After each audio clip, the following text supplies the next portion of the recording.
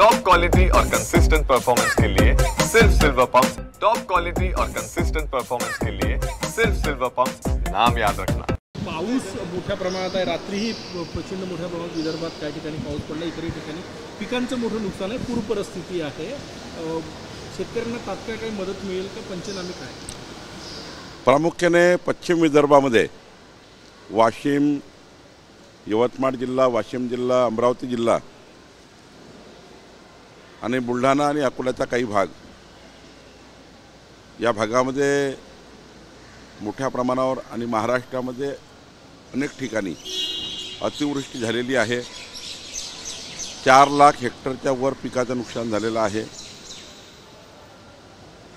म्हणजे पंचनामे होतील, परंतु काही ठिकाणी शेती खरडून निघाल्या आहेत,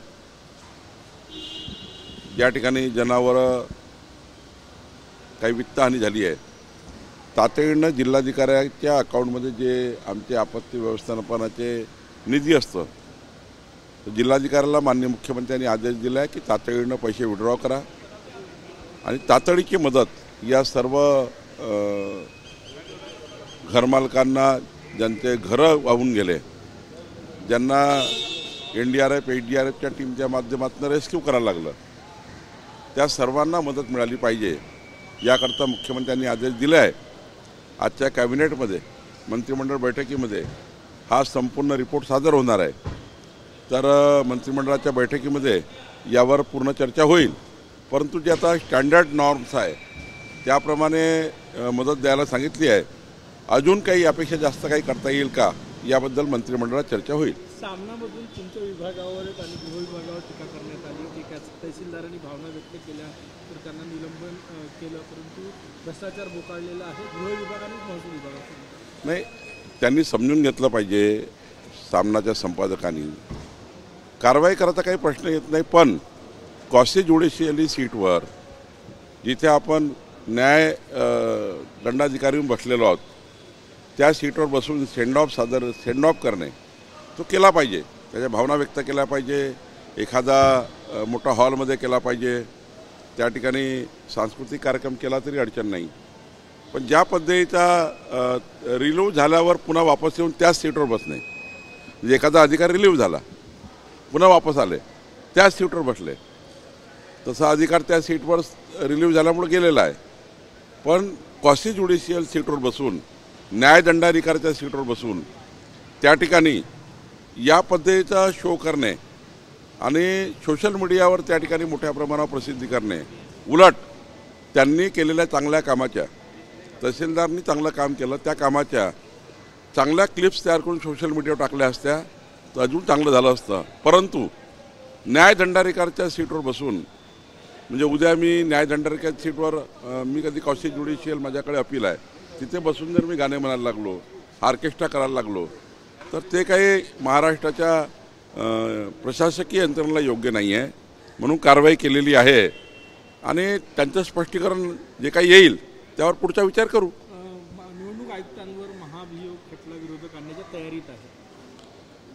नाही, तर हे नौटंकी आहे। त्यांना हे माहिती आहे की निवडणूक आयोगाने संपूर्ण विषयाचं विश्लेषण केलेलं आहे आणि खरं तर ही पद्धती नाही आहे। निवडणूक आयोगावर, त्यांच्या कार्यक्षमतेवर, कार्यपद्धतीवर ज्या पद्धतीने आक्षेप घेतला जातो आहे, तो आक्षेप काही योग्य नाही आहे। पण झोपेचा सोंग घेतलेला आहे। राहुल गांधीला किती त्या ठिकाणी उठवायचा प्रयत्न करा, ते उठणार नाही, झोपेचा सोंग घेतलेला आहे। आणि निवडणूक आयोगावर बोलून आपला पक्ष वाचवण्याचं काम, आपली पार्टी वाचवण्याचं काम हे राहुल गांधी करतायत। माननीय महाराष्ट्राचे काँग्रेसचे नेते विजय वडेट्टीवार यांच्या मातोश्री निघून गेल्यात। मी त्यांच्याकडे आज सकाळी जाऊन आलो। शेवटी आई ही आपल्या जीवनात फार महत्त्वाचं स्थान आहे। आई गेल्याचं दुःख हे आपल्या परिवाराला फार मोठं असतं। वडेट्टीवारजी दुःखात आहेत, त्यांना मी सांत्वना दिल्या आहेत आणि त्या दुःखातून ते बाहेर पडोत अशी मी परमेश्वराला प्रार्थना करतो। प्रशासन अलर्ट मोडवरती आहे। 36 पैकी 15 जे जिल्हे आहेत ते रेड किंवा ऑरेंज अलर्टवरती आहेत। त्या सर्व जिल्ह्यामध्ये SDRF, NDRF आणि आमचा जिल्हा प्रशासन, कलेक्टर आणि टीम आमच्या तहसीलदार पंच टीम पूर्ण वेळ लक्ष देऊन आहे. सर्व विभागांनी त्याच्यामध्ये लक्ष टाकलेलं आहे. मी स्वतः लक्ष टाकलेलं आहे. आमचे आपत्ती व्यवस्थापन मंत्री गिरीश महाजन यांचेही लक्ष आहे. आमचे मदत पुनर्वसन मंत्र्यांचं लक्ष आहे आणि खास करून माननीय मुख्यमंत्री या सर्व विषयाला त्यांच्या वॉर रूममध्ये मॉनिटर करत आहे.